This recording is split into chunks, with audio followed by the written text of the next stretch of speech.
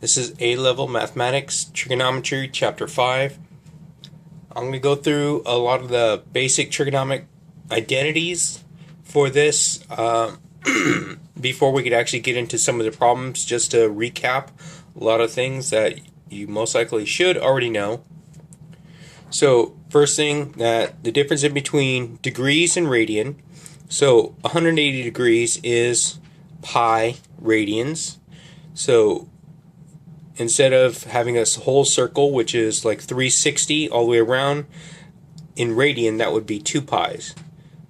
Now, okay, Pythagorean identity, which is cosine squared plus sine squared is equal to 1. It also could be sine squared plus cosine squared will equal 1.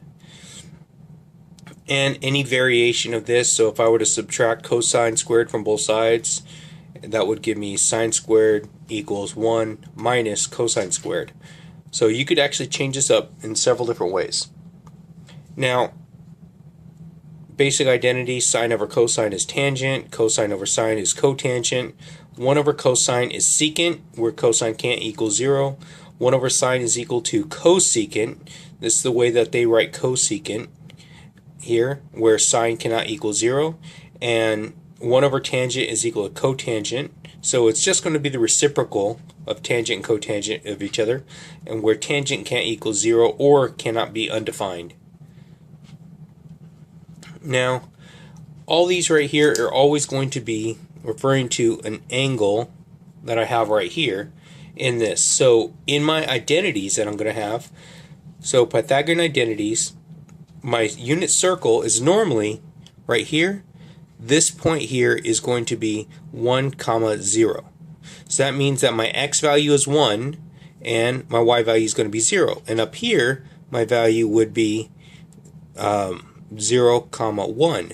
So all the way around, so from the origin out to the edge of the circle is going to be 1. So that's going to be the radius of my circle, of my unit circle, going all the way around. So it's all the identities are built on it that the radius is going to be equal to 1. Where my value going left and right is going to be x, my value going up and down is going to be my y. And in my ordered pair, it's always going to be my x, y. Now, let's take a look at some of these down here. Now, sine theta is equal to y over r. Now, looking at this, if r is going to be equal to 1, we could also state that sine is the y value, if it's supposed to be equal to 1. So that'd be sine would equal just y. Same thing goes for cosine. If r is 1, then cosine would be the x value. Tangent is the y value divided by the x value. Cosecant is r divided by y, so it's going to be the reciprocal of the sine value. Secant is going to be r divided by x. Cotangent is x divided by y. Alright, here is a unit circle. I have it partially filled in because everything else in the other quadrants are just going to be variations of these ones right here. We know in this quadrant right here, we know that this is supposed to be a positive and a positive. So everything in here is positive, positive. Now, right here, this is going to be a triangle right here. So this is going to be the coordinate of this triangle given this x value and this y value here. So the x value is here, so how far it goes over this way, and the y value is going up and down. So the x value is going to be square root of 3 over 2, and the y value is 1/2. So that's going to be that point right there on the unit circle. Now over here, this is going to be a negative positive quadrant. So in the negative positive quadrant, everything else is just going to be variations of this. So let's take a look. This one is going to go off that right there. So that's going to be a, going with this, it's a negative positive. So it's a negative 1/2 and a positive square root of 3 over 2. My next one right here goes with my pi over 4. This one comes over, and this is going to be, again, a negative positive. So I get square root of 2 over 2. That's a negative square root of 2 over 2, and positive square root of 2 over 2. The last one right here. This is going to go with my pi over 6, and this one right here is going to be a negative square root of 3 over 2 and a positive 1/2. Now if I count this over, let me see. So there's my pi over 6. This is going to be 2 pi over 6, which reduces to pi over 3. This is 3 pi over 6, so 3 over 6 is 1/2. 4 pi over 6, 5 pi over, oh wait, here it is, 5 pi over 6. So 5 pi over 6, and this would be 6 pi over 6. So 6 divided by 6 is going to give me 1. So I mean this value is just pi. Okay, let's keep going. So if this is pi over 4, this one's going to be adding a quarter. 2 pi over 4, which is 1/2. This is going to be 3 pi over 4. And right here, this is pi over 3. This over here is going to be 2 pi over 3. Now, again, variations, counting your way around here. So this is negative, negative. So negative, negative. And this one's going to be a positive, negative. So we're just going to have different variations of these numbers right here. So once I get these first set of numbers in here, I'm going to be good because all I need to do is do variations of that. Now, let's take a look at this problem right here. Find the exact value of secant of 2 pi over 3. So secant, we just learned, is going to be my x value. So we know it's going to be 1 over x. So secant is equal to 1 over x. So from here, so let's go ahead and plug that in. So at 2 pi over 3, 2 pi over 3 right here, 1 over x. So I have 1 over my x, which is negative 1/2. Okay, I'm dividing by a fraction, so I multiply by the reciprocal, so it's 1 times negative 2 over 1, because I multiply by the reciprocal when I am dividing by a fraction. So my answer is just going to be negative 2. Now, cosecant is going to be 1 over y. 1 over y. So let's take a look at 5 pi over 6. Right here, here's my 5 pi over 6. So my y value is 1/2. So it's going to be 1 over 1/2. Again, multiply by the reciprocal. So it's going to be 1 times 2 over 1. So my answer is just going to be 2. Let's take a look at cotangent. We know that cotangent is equal to x over y. Now, this is a negative here, so before I get too far, this is a negative, so that means that instead of counting counterclockwise like this, we count it backwards. So let's take a look. So it would be 2 pi over 3 puts me here, but because it's negative, I need to go the same distance the other direction. So if I'm going the same distance the other direction, that would put me right here. So right here, that's my negative 2 pi over 3. So that means that it's going to go with this value here. If it's that value, it's going to be a negative negative. So it's going to be a negative, I'll throw this in here. So it's going to be a negative 1/2. Messed that up. Negative 1/2, comma, negative square root of 3 over 2. There we go. So that's going to be this value right here. This is my negative 2 pi over 3. So I now have my x and y value. So my x is going to be negative 1/2 divided by negative square root of 3 over 2. Again, I'm dividing fractions, so I multiply by the reciprocal. So 2 negatives is going to make a positive. So I have a negative top, negative on the bottom, so the whole thing is going to be positive. So let's throw that out. So it's going to be 1/2 times, so multiply by the reciprocal, which is going to be 2 over radical 3. Now from here I can cancel out my 2's. So I'm left with 1 over radical 3. And I can't have that radical in denominator, so I need to rationalize that. So I'll multiply top and bottom by square root of 3, square root of 3.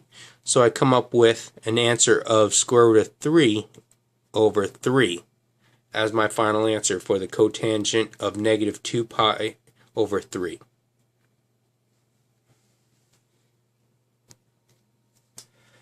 Alright, so now we're going to take a look at 5.2.2. So we're going to prove that 1 over secant theta minus tangent theta is going to be equal to secant theta plus tangent theta. Now, I'm going to teach you something that I made up. So this is another way to actually try and do your identities. And I think it's a whole lot easier, and if you do not like it, then you know what, you can go back to the regular way of using identities. But this way, hopefully, it's easier to manipulate. So you can look at it in terms of x and y. So we know that certain things we know. We know that sine theta, when we looked at it before, it was y over r. But if r is 1, I could just state that this is going to be y. And cosine theta is x over r. And if r is 1, cosine is just going to be x. And everything else is just going to be manipulating those two items right there. For tangent, cotangent, we're just going to use those there. So I'm going to use substitution here. So this is the Pacho method for doing the substitution for your trig identities. Now, let's take a look. I'm going to rewrite this. 1 over, we know that secant is 1 over x. Okay, because it's the reciprocal of cosine, so it's going to be 1 over x minus, we know that tangent is going to be y over x. Y over x. Now, I have gotten rid of all the identities, and now it's just going to be an algebra problem. And we're going to do some manipulation here. So, right here, I have common denominator, so I'm going to multiply top and bottom by a common denominator of x. Multiply top by x, multiply bottom by x. So, when I distribute here in the top, I'm going to end up with just x in the numerator.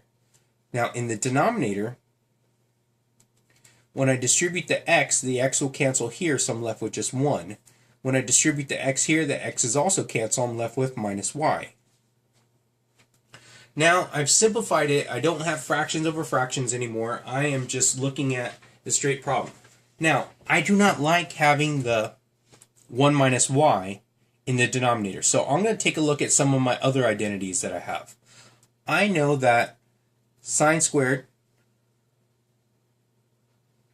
plus cosine squared is equal to 1.